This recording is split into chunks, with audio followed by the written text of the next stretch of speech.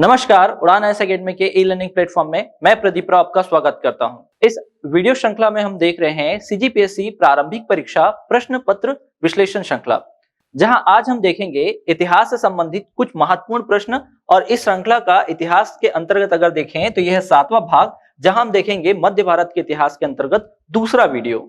मध्य भारत के दूसरे भाग में जो टॉपिक हमें देखने हैं वो है विजयनगर साम्राज्य, बहमनी साम्राज्य, मुगल साम्राज्य और भक्ति और सूफी आंदोलन। इससे जुड़े जो प्रश्न पूछे गए हैं, साथ ही साथ उन महत्वपूर्ण टॉपिक पर हम चर्चा करेंगे जो आगामी परीक्षाओं में पूछे जा सकते हैं। तो हमारा पहला टॉपिक है विजयनगर साम्राज्य। इससे पूछा गया कौन कौन सा प्रश्न था वो देखते हैं। पहला प्रश्न है, तेलुगु कवि श्रीनाथ किसके दरबार में थे? यह प्रश्न सीजीपीएससी वर्ष 2019 में पूछा गया है। अब देखिएगा, देवराय प्रथम और देवराय द्वितीय दोनों के ही दरबार में उपस्थित थे श्रीनाथ। इनकी रचना थी हरविलास। अब याद रखिएगा, इनके भी दरबार में थे, इनके दरबार में थे, तो अंततः जाकर ये प्रश्न क्या हो गया? डिलीट हो गया। अगला प्रश्न हम देखें तो लिखा हुआ है, तालीकोटा के युद्ध के समय विजयनगर साम्राज्य का शासक निम्न में से कौन था? तो ये देखिएगा, एडीएच वर्ष 2017 में ये प्रश्न पूछा जा चुका है। तो देखिए, सदाशिव राय इस समय क्या थे? शासक थे। ये तुलु वंश के शासक थे। और यह युद्ध याद रखेगा 1565 में बहमनी साम्राज्य और विजयनगर के मध्य हुआ था, जिसमें विजयनगर पराजित हो जाता है और यही इसके पतन का कारण रहता है। अब देखिएगा, विजयनगर से संबंधित जो महत्वपूर्ण प्रश्न है जो आगामी एग्जामों में पूछे जा सकते हैं, वो है बन सकते हैं क्या क्या। देखिएगा, पहले आप ये देखिएगा, 4 वंश आपको याद रखना है, संगम, सालू, तुलु और अरविडु वंश। इसका समय देखिएगा 1336 से 1485, 1485 से 1505, 1505 से 1570 और 1570 से लगभग 1650 तक ये वंश चलेगा। और इसमें संस्थापक का नाम आप याद रखिएगा, हरिहर व बुक्का, सालू नरसिंह, वीर नरसिंह, तिरुमल। तो ये नाम आपको याद रखने, इससे संबंधित हो सकता है आपको प्रश्न पूछा जाए, या हो सकता है इसको कालक्रम के अनुसार जमाने के लिए पूछा जाए। तो देखते हैं आगे। तो सबसे पहला वंश याद रखना है संगम वंश। संगम वंश के देखिएगा कितने सारे शासक हैं? लगभग यहाँ पर 10 शासक हैं जो हमारे लिए महत्वपूर्ण है। एग्जाम की दृष्टि से हम उन पर चर्चा करते हैं। तो देखिएगा, तो सबसे पहले शासक है हरिहर प्रथम। इन्होंने संगम वंश की स्थापना की थी और राजधानी रखी थी अनेगुंडी को, और बाद में कुछ समय पश्चात इन्होंने विजयनगर को उसकी राजधानी बनाई। अब इनके दौरान मुख्य कार्य कौन से हुए? तो वो है होयसल को इन्होंने क्या कर दिया? पराजित कर अपने राज्य में मिला लिया और राज्य का क्या किया? विस्तार किया। और इन्हीं के समय याद रखेगा, इनका जो संघर्ष है हसन गंगू से प्रारंभ होता है, और हसन गंगू शासक रहते हैं कहाँ के? बहमनी साम्राज्य के। फिर बात करें तो बुक्का प्रथम, इनकी उपाधि याद रखेगा वेद मार्ग प्रतिष्ठापक, और इन्होंने कृष्णा नदी को बहमनी साम्राज्य और विजयनगर के मध्य सीमा रेखा मानी थी। साथ ही साथ इन्होंने मदुरई पर अधिकार भी किया था। तो इस प्रकार याद रखिएगा, इन्हें त्रिसमुद्र का स्वामी और इन्हें 2 समुद्रों का स्वामी कहा जाता है। फिर बात करते हैं हरिहर द्वितीय की। इनकी उपाधि थी राजाधिराज और राज परमेश्वर। साथ ही साथ इन्होंने साहित्यकारों को संरक्षण दिया था, इस कारण इन्हें राजव्यास एवं राज वाल्मीकि भी कहा जाता है। अगले महत्वपूर्ण शासकों की अगर हम बात करें तो है देवराय प्रथम। इन्होंने तुंगभद्रा नदी पर बांध बनाया था और उससे सिंचाई भी करते थे। साथ ही साथ याद रखिएगा, इनके समय निकोलो कोंटी का आगमन हुआ था। और बात करें तो बहमनी शासक फिरोज शाह बहमनी से इनका क्या हुआ था? संघर्ष हुआ था, जिसे सुनार की बेटी के युद्ध के नाम से जाना जाता है। तो बहुत ही महत्वपूर्ण है। और बात करते हैं तो इनके दरबारी विद्वान थे जिनका नाम था श्रीनाथ, और इनकी रचना थी हरविलास। और आगे अगर बात करें तो यहाँ पर है देवराय द्वितीय, जिनकी उपाधि याद रखिएगा गजेबेटकर, और इनके समय हुआ था अब्दुल रज्जाक का आगमन। अब देखिएगा, ऐसे ही प्रश्न आपसे पूछे जाएंगे जिसके समय, जैसे कि किनके समय किनका आगमन हुआ, कौन किसके दरबार में था, अब तक ऐसे ही प्रश्न इस टॉपिक से पूछे गए हैं। अब याद रखना है, अब्दुल रज्जाक के समय ही क्या होता है? देवराय द्वितीय अपने सैनिकों में मुस्लिम सैनिकों की नियुक्ति करते हैं, और ज्यादातर जो होते हैं वो धनुर्धर होते हैं। और इन्होंने इनके दरबारी विद्वान को सार्वभौम की उपाधि भी दी थी। और इनके दरबारी विद्वान कौन है? तो श्रीनाथ हैं। तो जैसे कि मैंने बताया, ये दोनों ही दरबार में उपस्थित थे श्रीनाथ जी। इसी कारण क्या है, आयोग द्वारा इस प्रश्न को डिलीट किया गया, विलोपित किया गया। अगले जो महत्वपूर्ण शासक हैं उनमें है मल्लिकार्जुन। इनकी उपाधि अगर देखें तो गजेबेटकर और प्रोणदेव राय की उपाधि उन्होंने धारण की थी, और इनके समय चीनी यात्री माहुयान का आगमन हुआ था। और अंतिम जो शासक है उनका नाम है विरूपाक्ष द्वितीय। ये इस वंश के अंतिम शासक थे। इनकी हत्या सालू नरसिंह ने की और सालू वंश की स्थापना की। तो देखते हैं सालू वंश के शासक कौन कौन हैं।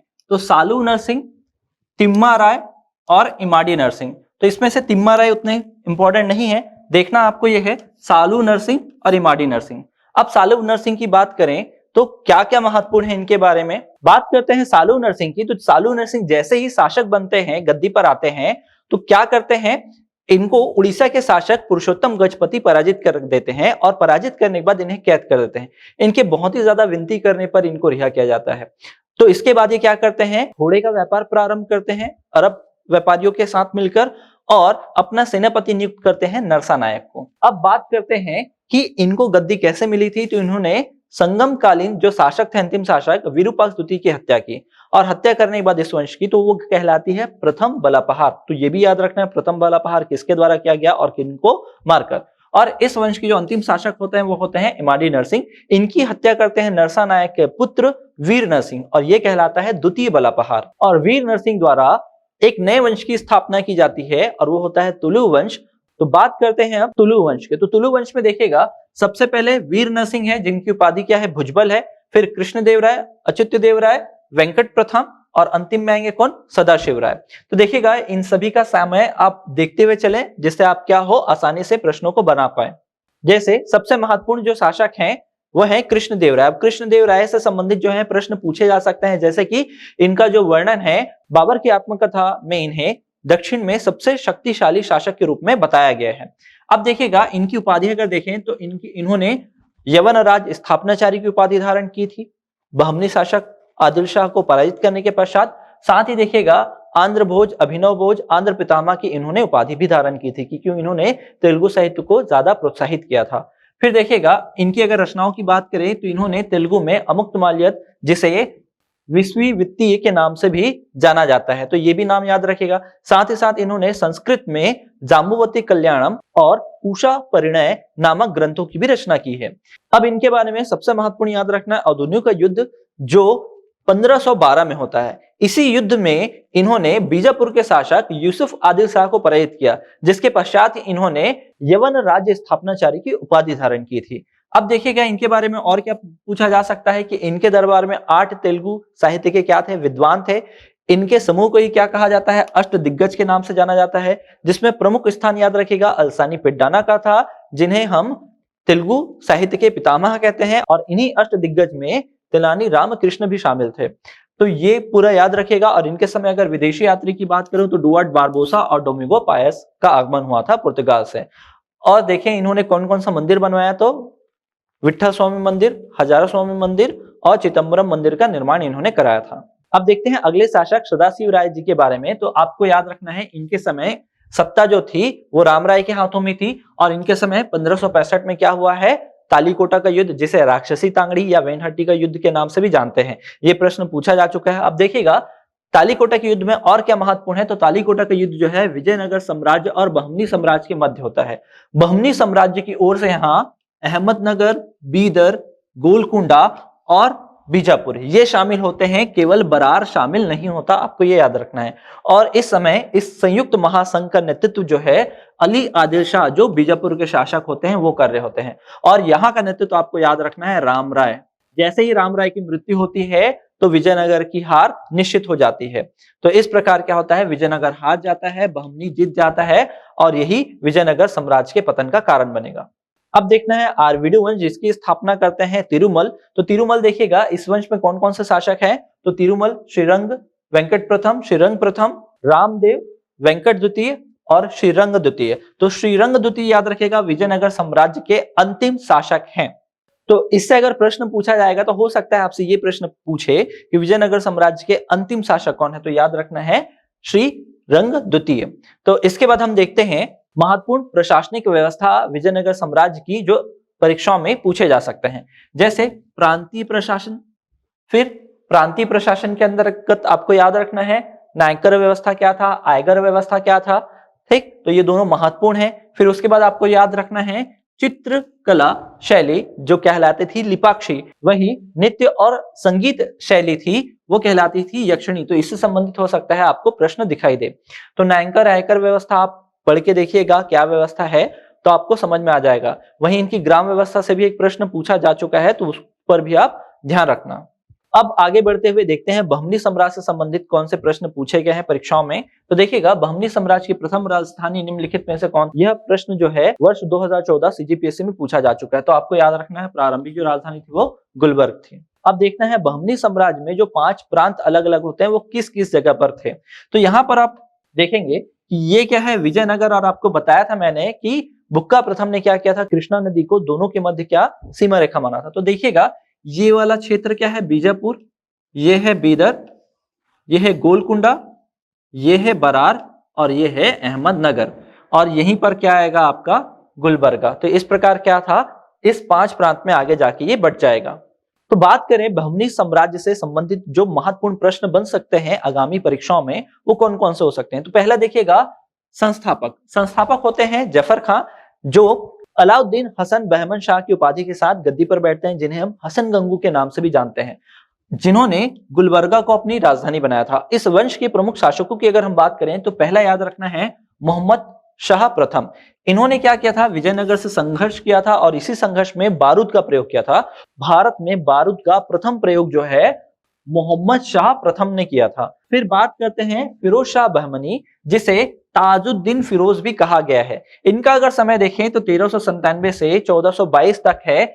इन्होंने देवराय प्रथम से संघर्ष किया था, जो विजयनगर के शासक थे। यही संघर्ष कहलाता है सुनार की बेटी का युद्ध, जिसमें देवराय प्रथम जो होते हैं हार जाते हैं, बदले में अपनी पुत्री का विवाह वो फिरोज शाह बहमनी से कराते हैं, साथ में बहुत सारा हरजाना भी देते हैं। तो ये याद रखेगा। और याद रखने इनमें एक और कि इन्होंने भीमा नदी के किनारे फिरोजाबाद नगर का निर्माण भी कराया था। सबसे महत्वपूर्ण शासक अगर हम देखें तो अलाउद्दीन हुमायूं, इन्हें दक्कन का नीरो कहकर पुकारा जाता है। बात करते हैं अगले शासक की, तो वो है शमसुद्दीन मोहम्मद तृतीय। अब देखिएगा, ये सबसे महत्वपूर्ण शासकों में से एक है और अंतिम शासक बहमनी साम्राज्य के। इसके बाद ही क्या हो जाता है, विघटन प्रारंभ हो जाता है बहमनी साम्राज्य का, जो मैंने आपको बताया 5 भागों में बढ़ जाएंगे। तो यहाँ पर देखिएगा, इनके समय रूसी यात्री आते हैं जिनका नाम होता है निकितिन। अब देखिएगा, इन्होंने अपना प्रधानमंत्री महमूद गवा, जो एक ईरानी व्यापारी थे, उनको बनाया था। और ये जो ईरानी व्यापारी है, इन्होंने प्रशासन को बहुत सुचारू और सरल तरीके से चलाया था। इन्हें उपाधि दी गई थी इतवाजा ए जहां की। साथ ही इन्होंने 2 ग्रंथों की रचना भी की थी, रौजत उल इंशा, दीवान ए अक्श। साथ ही इन्होंने बीदर के समीप ही क्या किया था, एक महाविद्यालय का निर्माण भी कराया था। जैसे इनकी हत्या होती है, इसके बाद ही बहमनी साम्राज्य का विघटन प्रारंभ हो जाता है और वो 5 हिस्सों में टूट जाते हैं समय के साथ साथ। तो पहला इसका हिस्सा होता है बरार, जिसकी राजधानी होती है एलिशपुर और गाविलगढ़। फिर दूसरा देखें तो बीजापुर, जिसकी राजधानी होती है नौरसपुर। फिर देखिएगा अहमदनगर, जिसकी राजधानी जुन्नार, गोलकुंडा, जिसकी राजधानी गोलकुंडा, बीदर, जिसकी राजधानी बीदर। तो ये समय देखिएगा, समय के अकॉर्डिंगली है। इसमें संस्थापक, साथ ही आपको याद रखना है क्या, इस वंश का नाम क्या है और कहां पर इसका विलय हुआ। तो देखिएगा, फतेहुल्लाह खां, यूसुफ आदिल शाह, मलिक अहमद, कुली कुतुब शाह और आमिर अली वालिद। अब आमिर अली वालिद को याद रखिएगा, इनको कहा जाता है दक्कन का लोमड़ी भी कहा जाता है। तो ये इतना याद रखिएगा, बहुत महत्वपूर्ण है, ऐसे प्रश्न पूछे जा सकते हैं परीक्षाओं में। फिर इमाद शाही वंश, आदिल शाही वंश, निजाम शाही वंश, कुतुब शाही वंश और बरीद शाही वंश। साथ ही देखिएगा 1574 में इसका विलय जो हो जाएगा बरार का, वो कहां हो जाएगा, अहमदनगर में हो जाएगा। फिर देखिएगा औरंगजेब क्या करेंगे, तो 1686 और 87 में क्या करेंगे, पहले बीजापुर फिर गोलकुंडा, दोनों को क्या करेंगे, अपने अधिकार में ले लेंगे, राज्य विस्तार करेंगे। साथ ही साथ याद रखिएगा 1633 में क्या हुआ है, शाहजहां ने अहमदनगर को अपने अधिकार में ले लिया है। और लास्ट देखिएगा 1618 में बीदर जो है किसका हिस्सा बन जाएगा, बीजापुर का। मतलब अंततः देखिएगा बीजापुर के साथ क्या शामिल हो चुका है, इस समय तक बीदर भी शामिल हो चुका है। तो ये आपको याद रखना है। अब आगे बढ़ते हुए हम देखते हैं मुगल साम्राज्य से संबंधित जो प्रश्न पूछे गए हैं। तो बात करते हैं मुगल साम्राज्य से संबंधित प्रथम प्रश्न की। लिखा हुआ है, निम्नलिखित में से किसने पूर्वी बंगाल से लेकर पेशावर तक एक सड़क का निर्माण कराया था, जिसे सड़के आजम के नाम से जाना जाता है। यह प्रश्न पूछा गया है सीजीपीएससी वर्ष 2018 में। तो इसका आंसर याद रखिएगा, शेरशाह सूरी, जिसे बाद में जीटी रोड के नाम से भी जाना गया। अगला प्रश्न हमारे सामने है, निम्नलिखित में से कौन सी जोड़ी सुमेलित नहीं है। तो आपको नहीं है बताना है। तो एक तरफ लिखा हुआ इमारत और दूसरा लिखा है स्थान। तो देखिए सासाराम का जो सासाराम में क्या है, शेरशाह सूरी का मकबरा, दिल्ली में हुमायूं का मकबरा है, बुलंद दरवाजा फतेहपुर सिकरी में है, बीबी का मकबरा औरंगाबाद में है। तो यहाँ पर ये नहीं होगा। अगला प्रश्न हमारे सामने है, अधोलिखित में से कौन एक दाराशिकोह की रचना है? तो यहाँ पर याद रखना नज्म उल बहरीन, यह वर्ष 2017 सीजीपीएससी की प्रारंभिक परीक्षा में पूछा जा चुका है। अगला प्रश्न है, निम्नलिखित में से कौन सी जोड़ी सुमेलित है? तो आपको बताना है युद्ध और वर्ष। तो यहाँ पर याद रखिएगा हल्दी घाटी का जो युद्ध है वो 1576 में होता है, जहां मुगल सेना का नेतृत्व जो है मान सिंह कर रहे थे और वही मेवाड़ की सेना का संचालन महाराणा प्रताप के हाथों में थी। अगला प्रश्न पूछा गया है, शाहजहांनामा के लेखक कौन है? तो यह प्रश्न पूछा गया है सीजीपीएससी वर्ष 2015 में। याद रखना है इसके लेखक कौन है? इनायत खान। तो यहाँ आपने देखा कुछ प्रश्नों में ही आप तर्क लगा लीजिए कि यहाँ पर रचनाओं से संबंधित और युद्ध से संबंधित प्रश्न पूछे गए हैं। आगे देखते हैं, तो लिखा हुआ है निम्नलिखित में से किस स्थान पर अकबर को हुमायूं की मृत्यु की सूचना मिलने पर वह राजगद्दी पर बैठ गया था? ठीक, या बैठाया गया था। तो यहाँ पर देखिएगा कालानौर पंजाब के निकट एक स्थान है, वहां पर इनको पता चला था और यहीं पर इनको बादशाह बनाया गया था। तो ये वर्ष 2015 सीजीपीएससी की प्रारंभिक परीक्षा में पूछा गया है। अगला प्रश्न है, अता अली खां किसका नाम था? तो याद रखना है आपको तानसेन को इस नाम से पुकारा जाता था। अब देखिएगा ऑप्शन में ये नाम है ही नहीं, तो हमारा जो आंसर होगा वो क्या होगा? इनमें से कोई नहीं। अगला प्रश्न इस टॉपिक से, निम्नलिखित में से किस स्थान पर अकबर को हुमायूं की मृत्यु की सूचना मिली थी और राजगद्दी पर बैठा था? देखिएगा यही प्रश्न 2 बार पूछा जा चुका है, तो इसका आंसर क्या है? कालानौर। अगला प्रश्न हमारे सामने, बाबर की आत्मकथा का तुर्की भाषा से पर्शियन मतलब याद रखिएगा फारसी में अनुवाद अकबर के काल में किसके द्वारा किया गया था? तो यह परीक्षा एडीएच वर्ष 2017 में पूछा गया है। ठीक, तो याद रखना है अब्दुल रहीम खान ने क्या किया था? इसका फारसी अनुवाद किया था। अगला प्रश्न हमारे सामने है, अबुल फजल की हत्या शहजादा सलीम ने निम्नलिखित में से किसने करवाई थी? तो याद रखिएगा यहाँ पर ये प्रश्न जो है एडीएच वर्ष 2017 में पूछा गया था और इसमें आपको उत्तर याद रखना है वीर सिंह बुंदेला जी के। अगला प्रश्न हमारे सामने है, इनमें से किस शासक ने जयपुर में अद्वितीय और प्रसिद्ध हवा महल का निर्माण कराया था? आपको याद रखना है जयसिंह प्रथम द्वारा यह निर्माण कराया गया था। यह प्रश्न कहाँ पूछा गया? तो आपको याद रखना है जनसंपर्क का परीक्षा हुआ था वर्ष 2019 में, यह प्रश्न वहां पूछा गया है। अगला प्रश्न इस टॉपिक से, इनमें से किस मुगल सम्राट ने फतेहपुर सीकरी में बुलंद दरवाजा का निर्माण कराया था? तो ये आप सबको पता है, यह जनसंपर्क परीक्षा वर्ष 2019 में पूछा गया है, इसका आंसर होगा अकबर। अगला प्रश्न इस टॉपिक से, मुगल साम्राज्य के पतन के पश्चात निम्नलिखित में से किसने बंगाल में एक स्वतंत्र राज्य की स्थापना की थी? तो आप याद रखिएगा मुर्शिद कुली खां द्वारा स्वतंत्र राज्य की स्थापना की गई थी। अब देखिएगा इससे संबंधित अगर महत्वपूर्ण प्रश्नों की अगर हम बात करें कि इससे संबंधित कौन कौन से प्रश्न बन सकते हैं, तो आप पहले तो शासक याद रखिएगा, इनका समय कौन कौन सा था, फिर आगे के जो परवर्ती मुगल हैं उनका समय है, बहुत महत्वपूर्ण है, ये सीक्वेंस भी आपको याद रखना है, समय भी आपको याद रखना है। अब देखिएगा बाबर की अगर हम बात करें तो प्रारंभिक युद्ध सरे पुल का युद्ध, इस सरे पुल का युद्ध आपके लिए महत्वपूर्ण है क्योंकि इसी युद्ध के दौरान ये जब उज्बेकों से लड़ते हैं तभी ये पहली बार क्या देखते हैं, तोपों का प्रयोग होते देखते हैं और इन तोपों के प्रयोग को कहां पर आजमाते हैं? पानीपत के प्रथम युद्ध में। तो ये याद रखना है। शाहबानी खां से इनका युद्ध होता है पहला, फिर पानीपत का युद्ध, खानवा का युद्ध, चंदेरी का युद्ध, घाघरा का युद्ध, ये सब आपको पता ही होगा।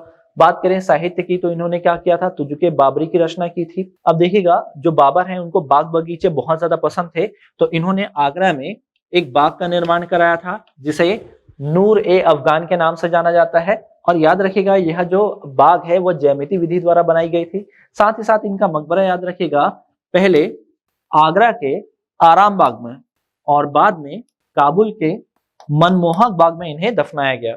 फिर बात करते हैं हुमायूं के, तो प्रारंभिक युद्ध याद रखेगा कालिंजा, दोहरिया, चुनार, चौसा और बिलग्राम, जिसे कन्नौज का युद्ध भी कहते हैं। तो देखिएगा चौसा में पराजित होते हैं शेरशाह सूरी से, लेकिन बच जाते हैं, गंगा नदी में कूद जाते हैं।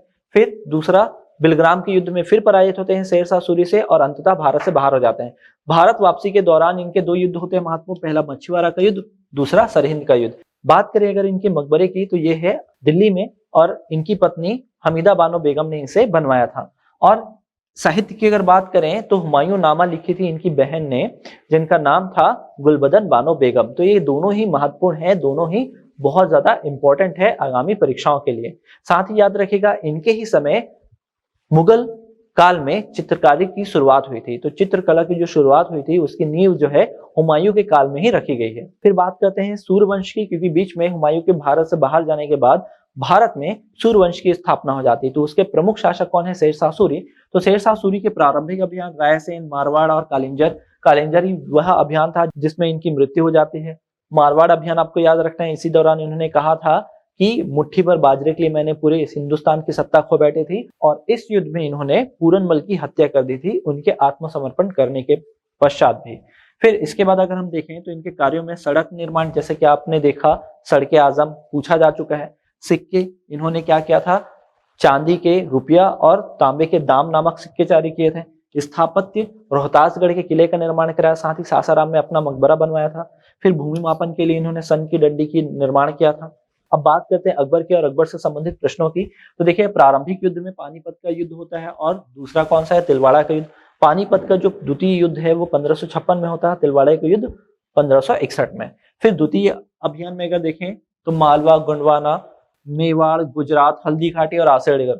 आसिरगढ़ याद रखना है, ये इनका अंतिम अभियान था जो 1601 में हुआ था। हल्दी घाटी का युद्ध कब हुआ था, तो 1776 में। देखिए यहाँ से प्रश्न पूछा जा चुका है। अब देखिएगा, मेवाड़ में अकबर का जो सामना है वो महाराजा उदय सिंह से हुआ था। बाद में यही कारण रहेगा हल्दी घाटी युद्ध का। तो हल्दी घाटी युद्ध में उदय सिंह के पुत्र महाराणा प्रताप क्या करेंगे, मेवाड़ का नेतृत्व करेंगे। तो ये सब महत्वपूर्ण है, ये आपको याद रखना है। बात करें अगर इनके मकबरे की, तो इन्हें आगरा के निकट सिकंदरा में दफनाया गया था। अकबरनामा जो अबुल फजल द्वारा लिखा गया, अगर हम साहित्य की बात करें। और धार्मिक नीति में आपको याद रखना है, इबादत खाना क्या था, इसकी स्थापना कब हुई थी, आमंत्रित कौन कौन जो धर्म आचार्य थे उनका नाम आपको याद रखना है इबादत खाने में। साथ ही मजहर घोषणा पत्र क्या था, नवरत्न में कौन कौन शामिल थे। साथ ही आपको याद रखना है कि जजिया कर, तीर्थ यात्रा कर इनके द्वारा कब समाप्त किया गया। साथ ही साथ आपको याद रखना है इन्होंने क्या किया था, इलाही संवत चलाया था। तो ये भी आपको ध्यान रखना है, इन्होंने कब इलाही संवत जारी किया है। तो ये सब महत्वपूर्ण प्रश्न है जो आगामी परीक्षाओं में आपको पूछा जा सकता है। अगले शासक है जहांगीर। तो जहांगीर के समय देखिएगा, दो अभियान महत्वपूर्ण है, मेवाड़ और कंधार। कंधार याद रखिएगा भारत का सिंह द्वार कहलाता है, बहुत महत्वपूर्ण है, अभी तक ये प्रश्न नहीं पूछा गया है। तो याद रखिएगा भारत का सिंह द्वार वो कंधार को कहते हैं। और मेवाड़ जो है, अकबर का जो अधूरा सपना है वो जहांगीर के काल में पूरा होता है और मेवाड़ जो है मुगल साम्राज्य का हिस्सा बन जाता है। वही देखते हैं इनका विवाह मानबाई से, जगत गोसाई से, मेहरुनिसा से, जिसे नूरजहां के नाम से भी हम जानते हैं, इनसे हुआ था। जैसे इनकी माता पिता के लिए बहुत महत्वपूर्ण है। माता जो है अस्मत बेगम, जिन्होंने इत्र बनाने की विधि खोज निकाली थी। साथ ही इन्हीं के पिता थे एतात्मुद्दौला, जिनका मकबरा बनाया गया पितरादुरा शैली में।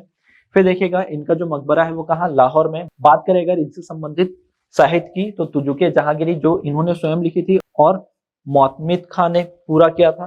साथ ही देखिएगा अगर धार्मिक नीति की बात करें तो इन्होंने धर्म और प्रशासन को अच्छे तरीके से चलाने के लिए न्याय की जंजीर की स्थापना की थी, जो आगरे के किले से लेकर यमुना नदी के तट तक पहुंचती थी। साथ ही चित्रकला का ये क्या था, स्वर्ण काल था इनके समय। अब बात करते हैं शाहजहां की। तो शाहजहां का विवाह जो है अंजुमन बानो बेगम से होता है और इन्हें ये मुमताज महल के नाम से पुकारते हैं और इन्हीं की याद में इन्होंने ताजमहल का निर्माण कराया था।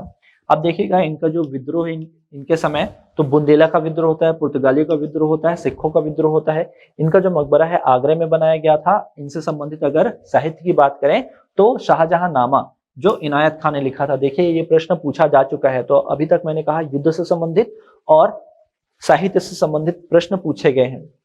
और इनके समय अगर उत्तराधिकार का युद्ध कहें तो बहादुरपुर का युद्ध, धर्मत का युद्ध, सामूगढ़ का युद्ध, खजुआ का युद्ध, देवराय का युद्ध। यहाँ पर देखिएगा दो युद्ध आपको याद रखना है। सामूगढ़ का युद्ध क्योंकि इसी युद्ध में औरंगजेब ने प्रथम बार राज्याभिषेक किया था, और देवराय के युद्ध में जब उन्होंने दारा शिकोह को पूर्ण रूप से पराजित कर उनकी हत्या कर दी थी, तब यहाँ पर अंतिम रूप से इन्होंने राज्याभिषेक किया था और अबुल मुजफ्फर आलमगीर के नाम से गद्दी पर स्थापित हुए थे। वही देखते हैं इनका जो समय है स्थापत्य कला का स्वर्ण काल कहलाता है। अब बात करते हैं औरंगजेब की। इनका विवाह हुआ था दिलराज बानो बेगम जो फारस की राजकुमारी थी, जिन्हें रबिया बीवी या रबिया दुर्रानी के नाम से भी जाना जाता है। इनके समय बुंदेला, अफगान, जाट, सतनामी, सिख, अंग्रेज और इनके पुत्र अकबर ने विद्रोह किया था। फिर देखिएगा इनका जो मकबरा है वो औरंगाबाद में है।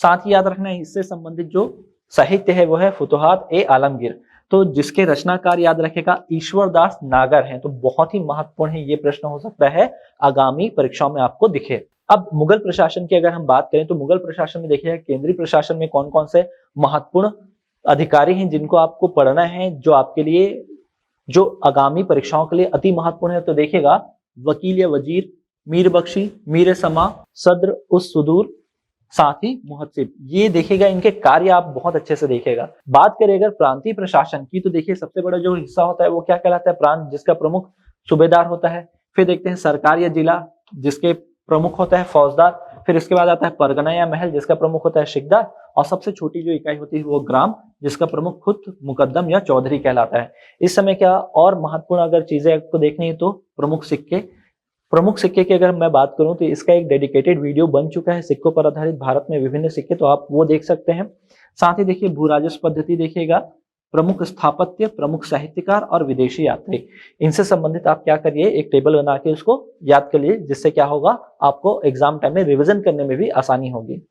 अब देखते हैं भक्ति और सूफी आंदोलन से संबंधित जो महत्वपूर्ण प्रश्न पूछे गए हैं और इसमें कैसे आपको तैयारी करनी है। देखिएगा प्रश्न पूछा गया है, विनय पत्रिका के रचयिता कौन है? वर्ष 2018 सीजीपीएससी प्रारंभिक परीक्षा। तो देखिएगा तुलसीदास जी, मतलब पहला क्वेश्चन हमको कहां से मिल रहा है, रचनाकार से। फिर एक प्रश्न देखते हैं, राग गोविंद के रचनाकार हैं, तो ये प्रश्न पूछा गया है सीजीपीएससी वर्ष 2014 में। तो यहाँ पर याद रखना है मीराबाई। मतलब देखिएगा दो प्रश्न हमको यहाँ पर दिखाई दिया, दोनों ही रचनाकार से संबंधित है। मतलब आपको क्या करना है, इससे संबंधित जो जितने भी भक्तिकालीन संतों के द्वारा जो भी रचनाएं लिखे गए हैं उनको आपको अच्छे से रेडी रखना है। फिर बात करते हैं क्या, सूफी आंदोलन से। सूफी आंदोलन से देखिएगा अभी तक प्रश्न नहीं पूछा गया, मुख्य परीक्षा में पूछा गया यहाँ से प्रश्न, लेकिन प्रारंभिक परीक्षा में नहीं। तो देखिए यहाँ से अगर आपको रेडी रखना है तो आप कैसे प्रश्न रेडी कर सकते हैं कि कौन सा सिलसिला है और उसके संस्थापक कौन है। तो यहाँ पर देखिएगा पहले है चिश्ती सिलसिला, जिसके प्रमुख कौन है, जिसके संस्थापक भारत में ख्वाजा मोइनुद्दीन चिश्ती। दूसरा है सुरहावर्दी, जिसमें प्रमुख कौन है, शेख शहाबुद्दीन सुरहावर्दी। फिर अगला सिलसिला है कादरी सिलसिला, शेख अब्दुल कादिर जिलानी। और याद रखिएगा इसी से संबंधित कौन है, मियां मीर, मीर मोहम्मद मियां मीर। इन्होंने क्या किया था, जो स्वर्ण मंदिर है हरमिंदर साहब, उनकी नींव रखी थी इन्होंने, ये आपको याद रखना है। फिर है नक्शबंदी सिलसिला, और भी याद रखना है कादरी सिलसिले से ही संबंधित थे दारा शिकोह और जहां आरा। ये कौन थे, तो शाहजहां के पुत्र और पुत्री थे, ये याद रखना है। फिर बात करते हैं नक्शबंदी सिलसिले से। नक्शबंदी सिलसिला याद रखिएगा सबसे कट्टरवादी सिलसिला था। इसके भारत में जो संस्थापक हैं वो है ख्वाजा वाकी बिल्लाह। और याद रखना है शेख नूरुद्दीन ऋषि, इन्होंने कश्मीर में ऋषि आंदोलन चलाया था। बहुत ही महत्वपूर्ण याद रखिएगा, ऋषि आंदोलन अगर कहा जाए तो हमको लगेगा हिंदू धर्म से संबंधित है, लेकिन यह आंदोलन जो है मुसलमानों के द्वारा चलाया गया। और इनके द्वारा, तो शेख नूरुद्दीन ऋषि, कहां, तो कश्मीर, ये याद रखेगा। फिर फिरदौसी सिलसिला, इसमें शेख बदरुद्दीन आपको याद रखना है संस्थापक। साथ ही शाखा के सबसे महत्वपूर्ण जो संत हैं वो है शेख सरफुद्दीन याहया मनेरी। फिर अंतिम देखते हैं सत्तारी सिलसिला, इसके संस्थापक आपको याद रखना है शाह अब्दुल्ला सत्तार। और इसी सिलसिले से संबंधित जो है मोहम्मद गौस महत्वपूर्ण संत हैं।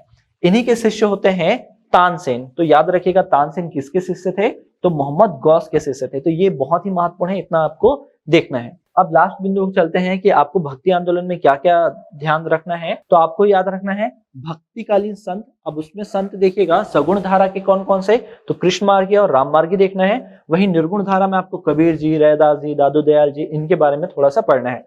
और जो सबसे महत्वपूर्ण है क्या, जो प्रमुख संत और उनकी रचनाएं, इससे संबंधित आपको प्रश्न तैयार करने हैं। तो श्रृंखला के इस वीडियो में इतना ही, मिलते हैं अगले वीडियो में, तब तक के लिए धन्यवाद।